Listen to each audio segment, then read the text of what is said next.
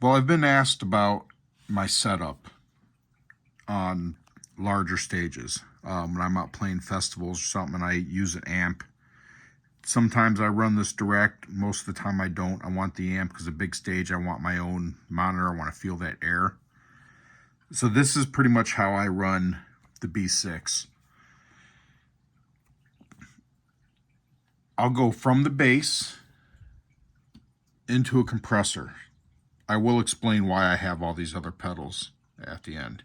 But I go from the bass into the MXR compressor. The compressor, I come into input 1. From input 1, for my tone, I have a bass octave here, the Zetron, and the volume pedal. All selectable by these right here. The octave, the Zetron, and I have the volume pedal to where it's always on. Now from there, I use the B6 loop send, and I come out into the Mark Bass amplifier. Then I'm running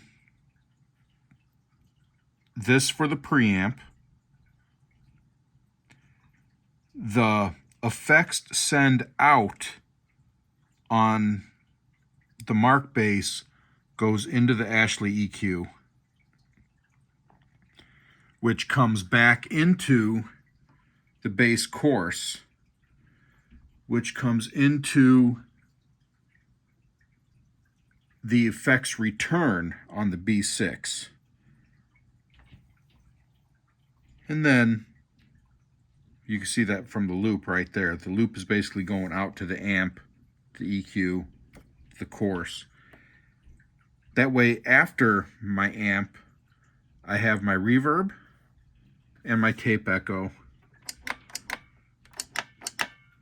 both right there. Then the main 1/4 inch output from the B6 runs into the effects return on the amp, which is right before the power amp. So here, I got a funny diagram here. I'm real technical and high tech.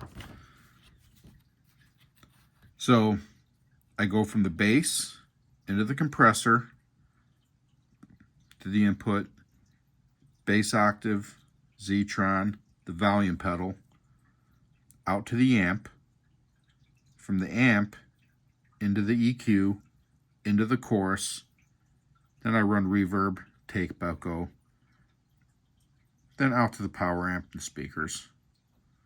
So that's pretty much my signal written down.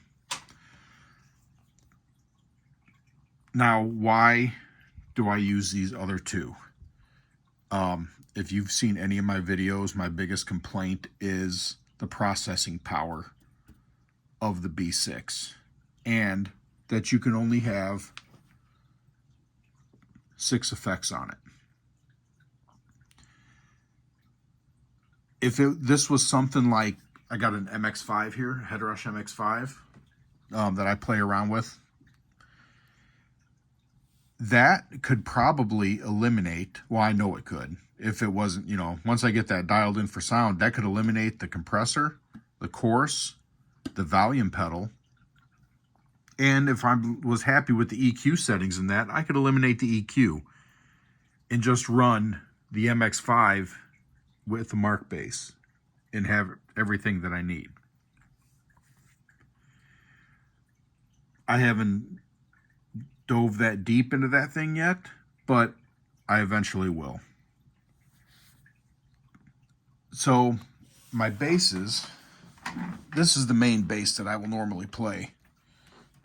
It's Ibanez BTB. It's got a full preamp. So I keep everything flat on the bass for the EQ. Normally, on the head here, I keep this all flat. But, you know, down here in my room where I rehearse and practice, it's a little too bassy. So I have the low turned down a little bit. This I adjust for the room itself. I usually, like I said, this is normally off flat. Any tweak on this is strictly for the room that I'm in. Big wooden stage, outdoor, you can crank up the bass a little bit, play with your highs, your mids. The Ashley EQ is my set tone. This rarely gets touched. Very rare that I do anything with this.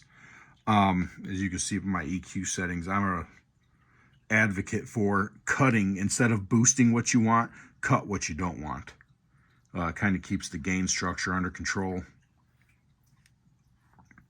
And then the EQ on the bass is strictly during a song. I might play with that. Like if I hit the octave, I turn the bass down on the bass itself. I'm not going to come over to the amp. I'm not going to come over and mess with any of this. I will just play with those tones while I'm playing. That's the only time those ever get messed with.